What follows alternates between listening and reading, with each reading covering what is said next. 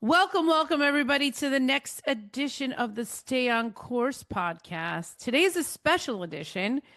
I'm going to be talking to Theresa Benvenuto, the doctor of connections, my friend, my colleague, and we are going to be talking about fathers and the legacy of fathers as we approach Father's Day. We're so excited to be honoring both of our dads as we approach Father's Day. We had both of us had the most amazing dads, and I know that not everybody had most amazing dads. So we're going to talk a little bit about that today on the Stay on Course podcast. Welcome, Theresa.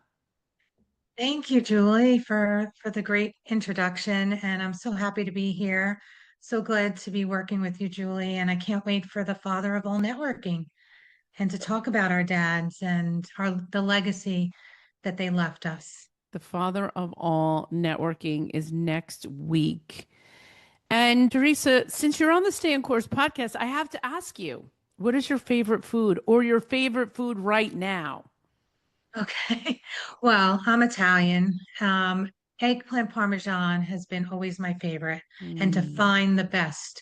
Not everybody has it on their menu, but not everybody makes it. And my mother-in-law, God rest her soul, made the best eggplant parmesan. Oh, And okay. I am still looking for the best one. So if you know of anyone that has the best eggplant parmesan that actually is like it's the Napolitan way. It's not with breadcrumbs, it's with actually with flour, and the eggplant just melts in your mouth. So it's just Oh, okay, just with flour. Now tell me, where have you found the best eggplant parmesan? so we just went a couple of weeks ago to this restaurant that was local in town. I've never tried it. I went with my daughter and my mom. Amerigo actually had the way that my mother-in-law made it. They didn't make it as good as her, but it was second. I would say Okay, second. I love that. I love that. Teresa, I know that you had a great dad, and this year we celebrated the 10-year anniversary of their passing, right? Is that right? Yeah, so my dad will be 10 years in October, October 17th. And I know your October. dad was Yeah, my dad passed away on February 12th, 2016. So same here. I lost my dad before you, right? On February, and then you lost your dad October. Yeah, it's very interesting the timing of that we both lost our dad 10 years ago. But even though we lost our dads 10 years ago, we still are celebrating their life. Both of us. Yes, absolutely. And Julie, I feel like I know we knew each other when we worked in pharmaceuticals, but then we reconnected. And I just felt like I think my dad, your dad had something to do with it. I think they know each other in heaven or something, because it's just weird that a lot of things that we do, and we just became connected. Like the couple of years that we've known each other, I feel like I've known you all my life. So it's just been a wonderful ride. And I just feel like my dad and your dad had a part of that. Yeah, absolutely. Absolutely. And I think like what we were talking about before, and I hate to get spiritual, but I have to. I feel like, now I'm coming out of the closet here. I'm getting spiritual, right? And I Yes, don't usually get spiritual. But there is an inner knowing. There is an inner knowing that we have. And if we tap into that intuitive aspect of ourselves, things just start to open up. We start to live the actual life that we're supposed to be living. And I feel like that's what we've been practicing, Teresa, over these last few years. We've been practicing our spirituality in the work that we do. absolutely. And you have really helped me find my purpose, look to where my strengths were, and you know, dive into it. And I feel like you were placed in my life at a time that I needed that. And it's just like I said, I feel like it was a gift from God. I think our fathers had something to do with it. And I feel like I know your dad, even though he died 10 years ago, and I'm sure you know my dad. I feel like we talk about them every day. And this is just a special 10 year. I can't believe it's 10 years, but I know that they're guiding us. They are. And One of the things that helped me, Teresa, during the grieving process of losing my dad was this idea that he left me the book. Yes. He left me the book to finish, right? I grieved his death through me working on his life story, talking to people that knew him, doing this whole activity. And I didn't realize that it was a grieving process for me.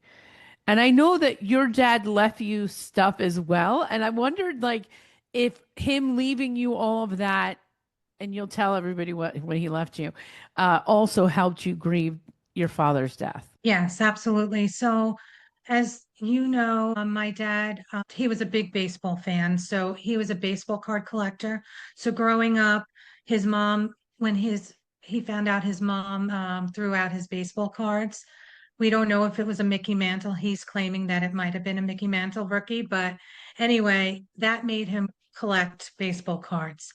And when he died, we didn't realize how much. We knew he sold, but we didn't know how much and how big of a collection he had. And I agree. When your father left you the book to finish, my father left us his collection, but it was so unorganized and we're still going through it. And I just feel like that's helping us grieve my dad, enjoy the passion that he had for collecting baseball cards and memorabilia. I'm laughing because it's the gift that keeps on giving. I have to laugh out Absolutely. loud. It's the gift that keeps on giving because you're still cleaning up. Yes, I'm still cleaning up. We are still cleaning up. It's going to take another couple of years, I think. Jeez. And me and my mom, we get together, we go through and, you know, he had no organization at all. He knew where every box, probably what was in every box, but it says 1960s or 1950s, and you open it up and it's football from 1980s or whatever. Or it'll say 1990s and it was 1950s. But we're just having so much fun. And we find letters he wrote to baseball greats and from the past. He was a big Brooklyn Dodgers fan and Pee Wee Reese and writing to different family members from the Gil Hodges family, his favorite player. So it's just like finding things that my dad wrote. And so you wrote your dad's life story. I feel like I'm just discovering it in every box that I open. It's So so cool. It's so cool because every time you open up something, it's like a treasure. yes, You found a absolutely. treasure and you're opening it up and you're like, what is in this box? It's so cool. It is so Yes, cool. I mean, I can't even imagine that it's taking you this long to do it, but at least it's the gift that keeps on giving. yes, absolutely. It is. So So cool. So cool. So I'm going to tell a story that I love to tell because as we head into Father's Day, some of you that are listening may no longer have your fathers here. Some of you may still have your fathers here, and some of you may be estranged from your fathers at this point. And so, whatever it is you're dealing with right now, our hearts go out to you, and we know that that relationship is really critical. So, I wrote a chapter in the book called Authentic Grieving because I knew that you can only grieve the way you need to grieve. Nobody can tell you what to do. And so, it was 2 days after my father died, I went to Trader Joe's. And during this time, I was really thinking about my dad. I'm like bringing my dad with me. I'm like, okay, dad, we're going to go to Trader Joe's and like really like leaning into like missing him, really kind of feeling like he's gone, but he's really not gone. And so I went to Trader Joe's and I'm walking around. My father loved to go food shopping. Isn't that funny? He loved food shopping. My father loved like three things in life. He used to love to go food shopping, fishing because he was catching the fish to cook, and cooking. He loved those three things. And so food shopping was like an event for him. It was exciting for him. So we go food shopping, and I was just like remembering my dad loving food shopping. And so I get to the counter and they're like, "Hi, how's your day?" And I just lost it. And I said, I just lost my dad. And they're like, oh, we're so sorry. Like they felt so bad for me. But in that moment, I just needed to cry. I needed to cry. Like I couldn't mask it. There was no Yeah. masking it at that moment. I had just gone through the whole shopping experience. I don't think I was crying. But when I got to the counter and they asked me that question, I just lost it. And they're like, "Oh, it's okay." I'm like, "Yeah, I just need to cry. I just need to go. You just need to go through it. You need to go through the grieving process because when you have somebody in your life for that long, for the entirety of your life, there's never been a time you didn't know this person. And Absolutely. this person gave you your foundation. This person shaped the way you have been raised. This person has allowed you to have the success or potential failure in your life, whatever the case may be. And Yes. and you lose that person. It's hard.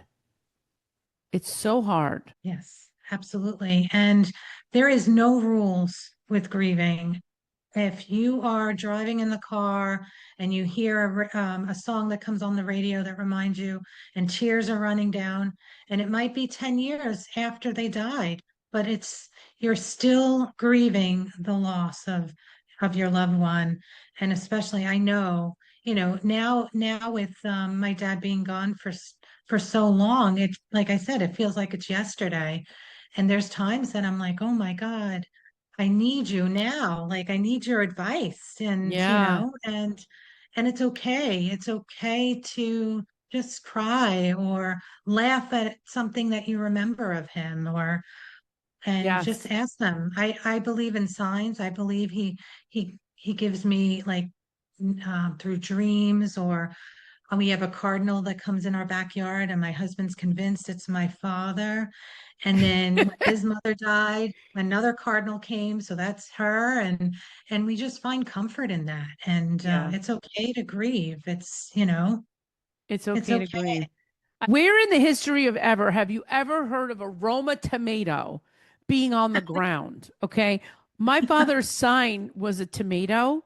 Okay. And that I saw Tomato.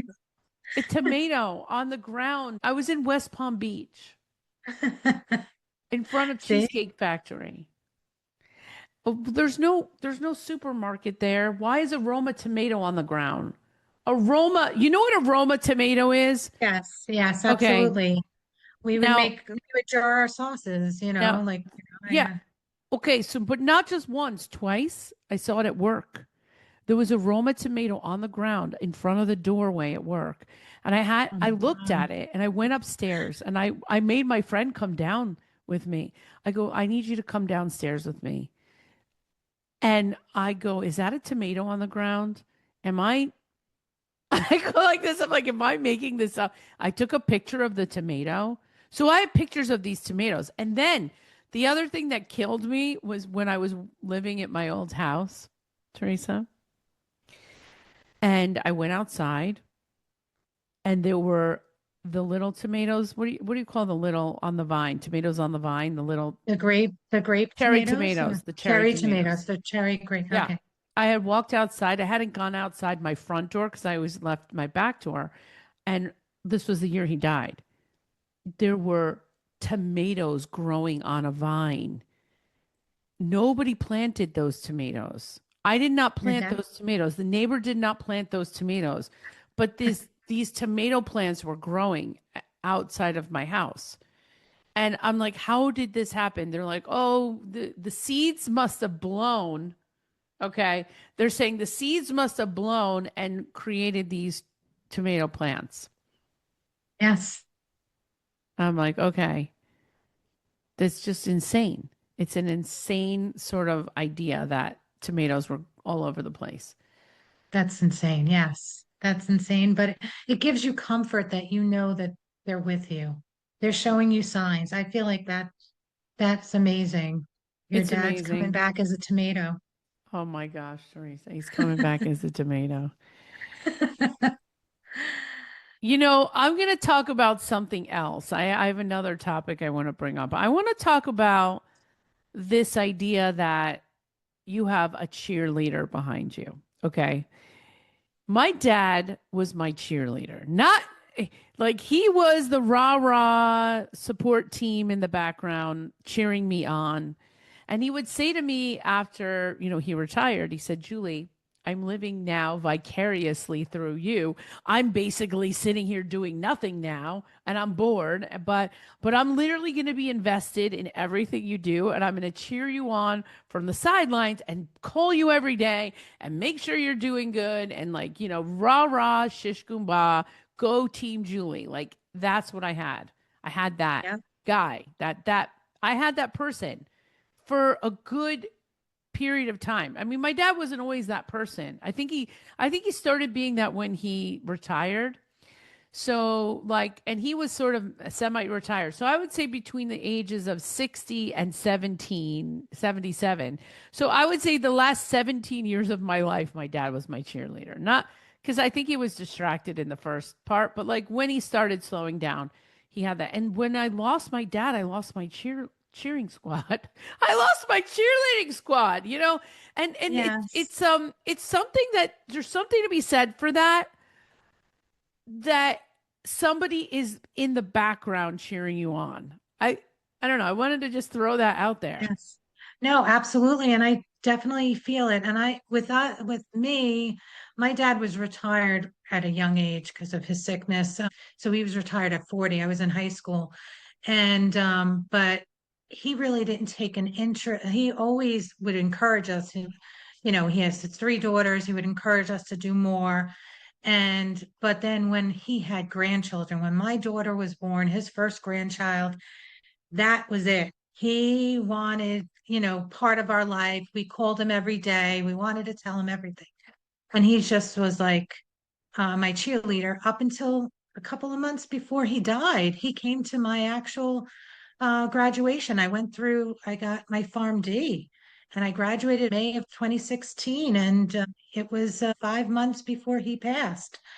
And it was tremendous loss because, like you said, you lose your cheerleader. You have your mom is there for you, but it was a different type of encouragement. And he just was, like you said, invested and was sincerely wanting you to grow and succeed and be there for every minute. Yeah. And These guys, and I think maybe it was their generation because I yes, don't think the fathers today are built like the fathers we had. My yes, father was a war baby. Okay, I was raised by parents that were their formative years were war. Okay, yes, totally different generation than us raising our kids now. And absolutely. so it was a different mentality back then and the way our parents raised us. But these men back then, and they knew the value of the daughter because we're both daughters. Your father didn't have Yes. any sons, right?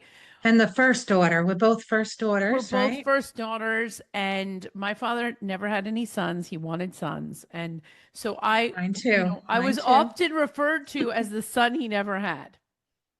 Were you also?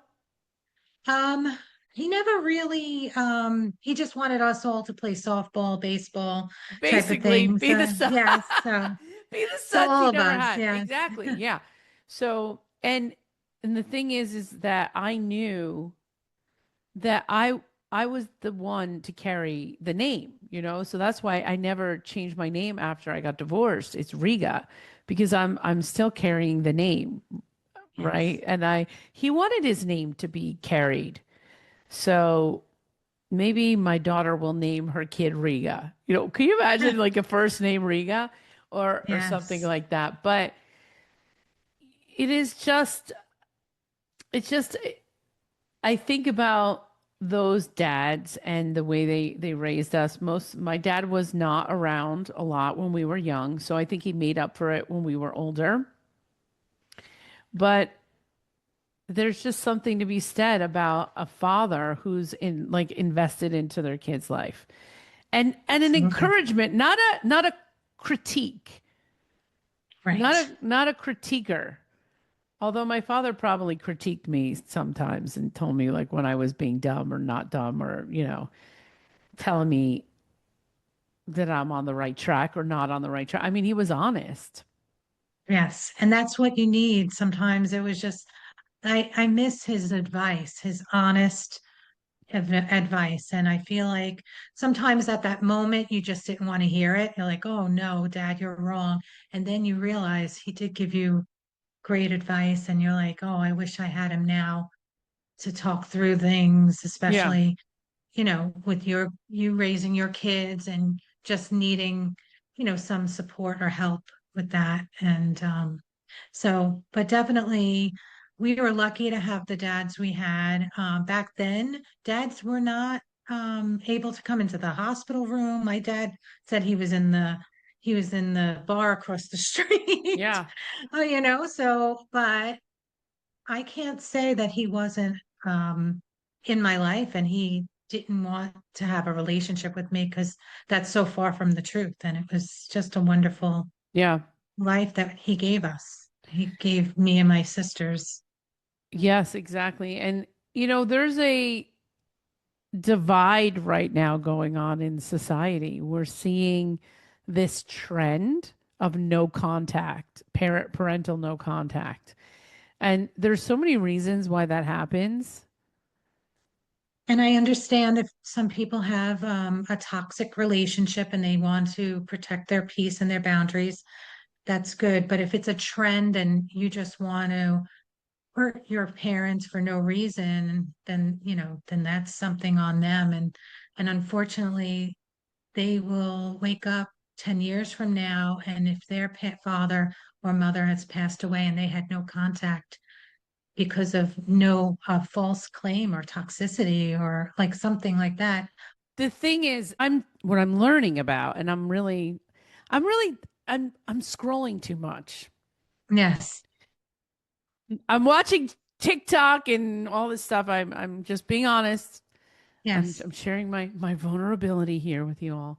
I'm watching too much social media, but what I'm seeing is the trend is that people are going no contact, and somebody said it, and it makes so much sense.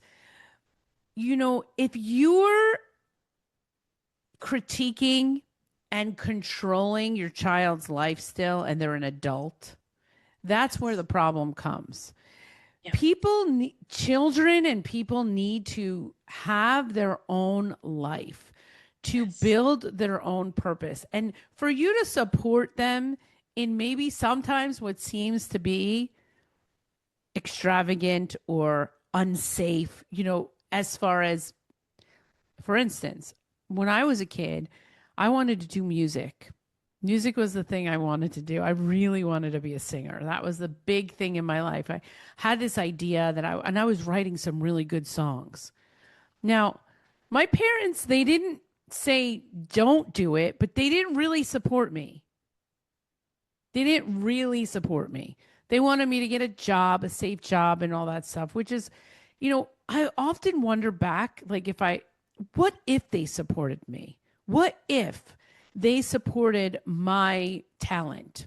Would that have been so wrong, like during that period of time? Would that have been so wrong for them to support me and what my true, authentic purpose was? And so, what I think is happening is in some of these relationships, and I'm not sure because I'm not the expert, so please, right, is like when you have this idea of what you want your kid to be or what you think they should become, or you have this idea that you're writing their biography or their story, that puts this child in a place where now they have to pretend to be someone they're not. And that's right. exhausting. Trying to pretend you're somebody you're not is a destroyer of the human spirit. Each Absolutely. each of us come into this world with a unique individual purpose, and the parent cannot tell the child what that purpose is. Absolutely. You're right. You're on 100% right. But a lot of times also with the trend, kids are just, writing off their parents. They're like finding ways. So, you have to make sure that that it is real. And if it is real and you want to separate from your parents, get the therapy, talk to someone. Don't think it's your fault. I'll just talk about myself for a second because there's a story here. Yes. But the other day I was talking to my mom, and my mom, if there was, see, my dad was a lot different. My dad was that kind of person where we were winning the lottery, we were pretending to win the Yes. lottery, and we were spending all the money. Did you ever do that with your dad? We're like, Yes. what are you going to buy? We're going to buy this. We're going to buy that. And this was like a game for us when we were winning the lottery. And my mother was like, you're crazy. My mother was what are you doing? And Yes. we were just like, we're just dreaming, Mom. What do you mean? Because my dad and I were more alike than my mom was. And so there were so many things in my life that my mother was like, nah, rah, rah, don't do this. Don't do the singing thing. She didn't want me to do the singing. As soon as I created I did a 4-song CD, she was like, oh, when's the next song coming out? Like she didn't believe me until I did the thing. Then I was writing my father's book. She's like, Julie, I'm not giving you any money to help you. That's what she told me. And then all of a sudden I did the book, and she's like, okay, how much money do you want? Didn't believe me until the book was done. Till She it had was to see done. the book. She had to see it. And then with my business, do you know how long she's been telling me to get a job? Every time I see her. Like, are you sure you maybe you need a job, Julie? And so last week I'm like, Mom, I think I did it. I think I replaced my old salary with my business salary. Like, I think I did it. I finally think I did Yes. it. She goes, I don't understand. I I don't understand how you did that. I'm like, okay, I know you don't understand. You don't understand how I did the CD, how I did the book, and how, so in essence, like, we're still trying to get our parents' approval all these years later. Right. But because Right. the closest thing to us, it never sort of ends. But yet we still have to do our thing. We still have to do what feels right inside of us, because I'll tell you this, I bet you the people that don't do the thing anyway are the people that are living in regret, and then they're blaming their parents. they're Yes. they're blaming their parents because they didn't do the thing because their parents told them not to. So now Right. they're even more mad at their parents.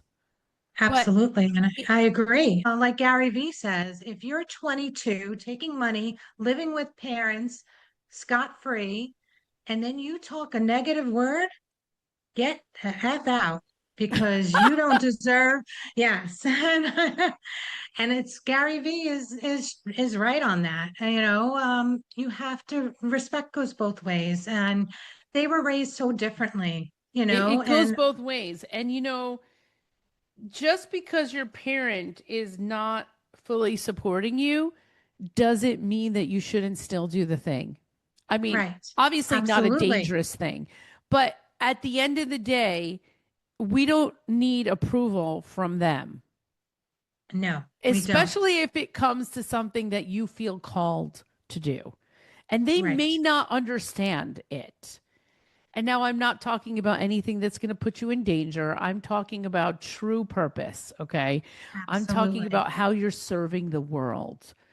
If how you're serving the world and what is unique to you doesn't resonate with other people that are in your close knit family, doesn't mean that it's not right.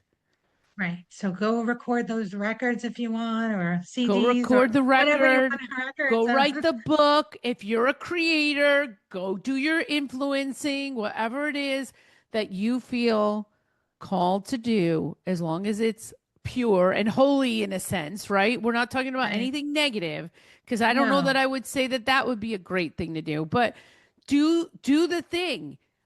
It is, it's being misunderstood a little bit. Yes.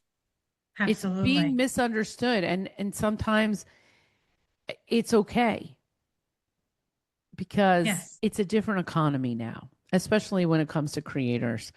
And we say all this because our fathers allowed us to be who we were in some ways, right? Our fathers were the ones that did the thing. Our Yes. fathers went first. Our fathers went first. Teresa, when I was 8 years old, I saw my father on the Regis Philbin show, and he Wow. was cutting up fruit and singing. Okay. My father was cutting up fruit and singing on the Regis. I mean, can you imagine how this affects a child? I'm 8 years old watching Ennio Riga on TV doing the El Cumbanchero. A cumban, cumban, cumban, cumbanchero. Doing the El Cumbanchero in front of the world. And I'm like, what is this? I was so embarrassed. My father was cutting up bananas on TV, Teresa. But that was before the whole Food Network. He was like, and he made it look fun and now they would have loved your dad. Your dad would have been like an He's influencer, or he would be trending on TikTok and he's stuff an like that. entertainer. My father's an Yes, entertainer. But it's just so funny. It's so funny. Think about that for a second. When you think absolutely. about how crazy the thing is you want to do, think about cutting up fruit on Regis, cutting up Yeah. bananas. So, I See? think,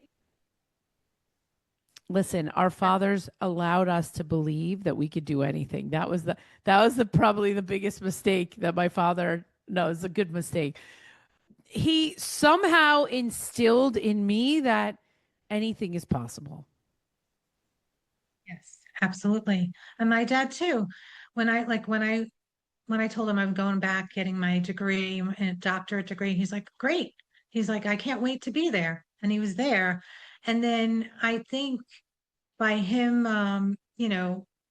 wanting more out of people, it instilled in my kids too, and they wanted more. And my son is playing baseball in college, and looking for that dream of playing at a higher level. And my daughter played softball, so it was like in college, and they, all because of my dad. And they were not even in college at the time. 10 years ago, they were Hmm. both. One was in high school, one was in grammar school, and but they still had my dad cheering them on from heaven, saying, "You can do it. You can do it. You can go further." And now my daughter's going to medical school in Amazing. July because of that, and she's going to actually run the New York City Marathon in honor of my dad in November. So she's starting in July med school, and she's going to do the marathon in and she's not a runner. She's just doing it because she wants to honor my father for 10 years and raise money for cholangiocarcinoma foundation. I That's the love cancer my this. dad passed. This is amazing. And the message of today is, what's the message of today? Teresa, let's bring it home for the audience. How do we want to wrap this up? So the message of the day is, if you have your father still here, please take every moment and cherish it. If you don't, look to heaven and look for answers from them, because they're guiding you. They're guiding you. And I feel like it's okay to grieve. It's okay to have fun in your life and just cherish the memories of your dad, and just go with your purpose and show, learn the lessons from your dads. It's okay to mess up. It's okay to be yourself, but as long as you're on the path of what makes you feel good, your passion, it's okay. It's So, okay. Thank you, Teresa. In closing for me today, I just want to honor my father and his life and everything that he did for me, the sacrifices that he made for me to be who I am. I'm thankful. I'm grateful. I miss Dad. If you're listening, I miss you terribly. I can't wait to see you one day. I can't wait to know if my dad saw the book and read the book. I always wonder that. I wish that I could spend 5 minutes with him to show him the book. That would be my big dream. But for those of you listening, follow your purpose. Follow your purpose. Follow what's in your heart. At the end of our lives, we don't want to live with regret. So if there's anything that you want to do that you haven't done yet, even if it feels hard, you can't say someday forever, as the great Tiffany Jones once said. You can't say someday forever, and you have to take that next step. So, whatever that thing is, I say do the thing.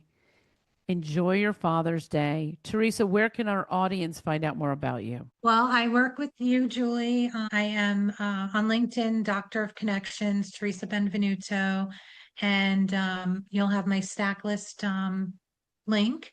And also, my daughter is running, I'll have a link for my daughter who's running the marathon. If anyone is touched by cholangiocarcinoma, wants to find out more, and wants to donate, that would be great. Absolutely. You're going to get a stack list, Theresa, for being on the podcast. Yes. Yes, yes. Well, thank you so much for being a guest on the Stay on Course podcast. Thank you, Julie.